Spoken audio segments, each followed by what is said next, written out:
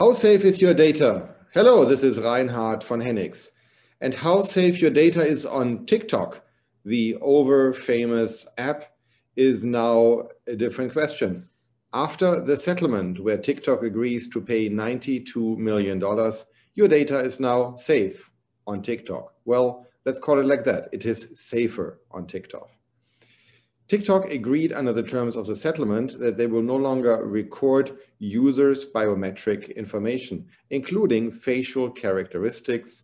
They will no longer track the user's location. They will no longer use GPS data, and they will not send any data from United States users abroad.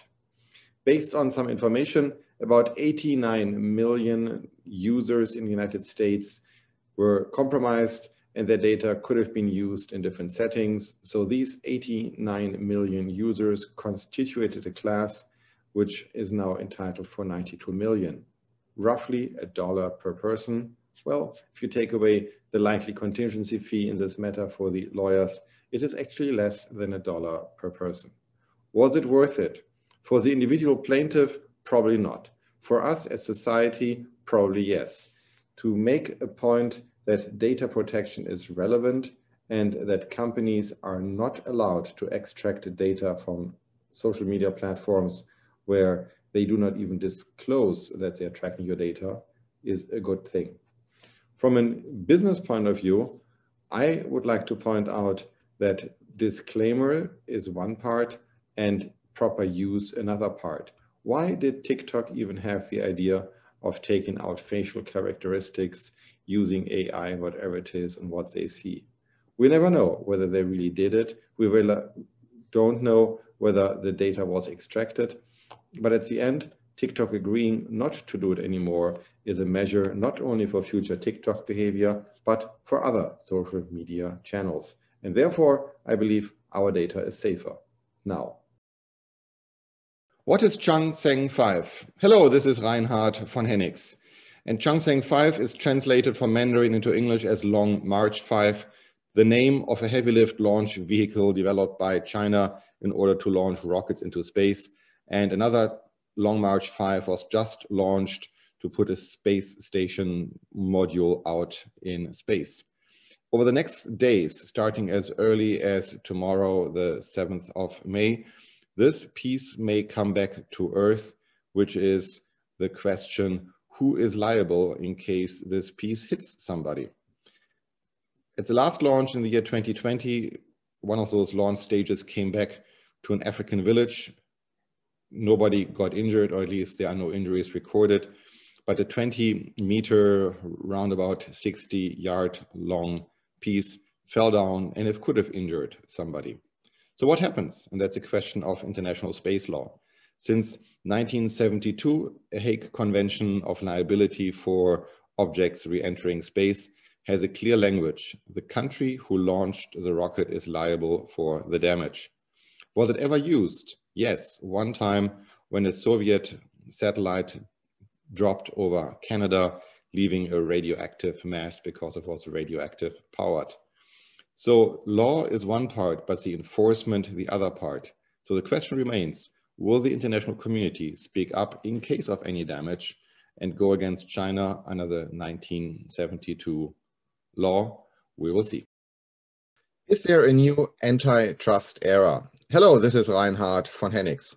And the question is more precise, is there a new approach to the antitrust methods in China, where China just slapped 18 billion yuan, which equals approximately $2.75 billion fine on the Alibaba Group, based on the thought that the internet e-commerce giant had abused its dominant market share over several years now.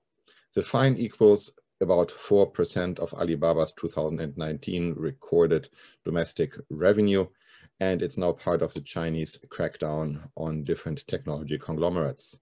The overall idea is that after breaking down those giants, it will be better for all of the consumers. In America, just think of the breakdown of the different bells into the baby bells. But what does it mean in real life, and what does it especially mean in the Chinese market?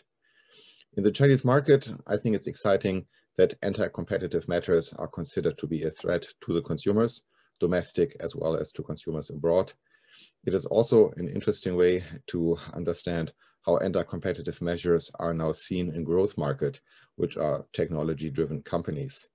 While the European Union and the United States are looking into the market dominance from Amazon and the Alphabet's company, which is the holding for Google.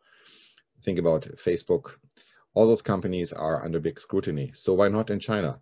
So in a way, I'm welcoming the approach of the Chinese government to get in line with everybody else with regard to anti-competitive measures. Alibaba could also be the first beginning of some slaps to other Chinese tech giants. Think about what else there may be in anti-competitive measures.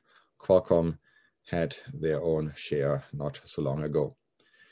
To put some perspective into that, and also to remind you of a morning musing I did last year, Alibaba sold in November last year on one day 74 billion in one day. This is US dollars. So therefore, the 2.75 billion, yes, revenue does not mean profit, does not mean excess of funds, but relatively speaking, it's doable. And that's pretty much what Alibaba said. It's doable, and they're looking into the future. What is the deal with TikTok? Hello, this is Reinhard von Hennigs.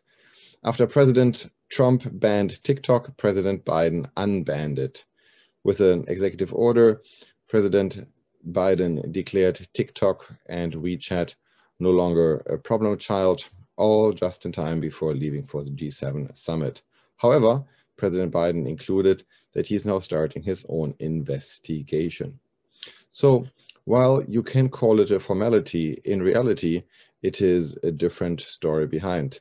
President Trump was going for a trade war. President Biden is looking into de-escalation. So at the end, the story may be summarized as follows.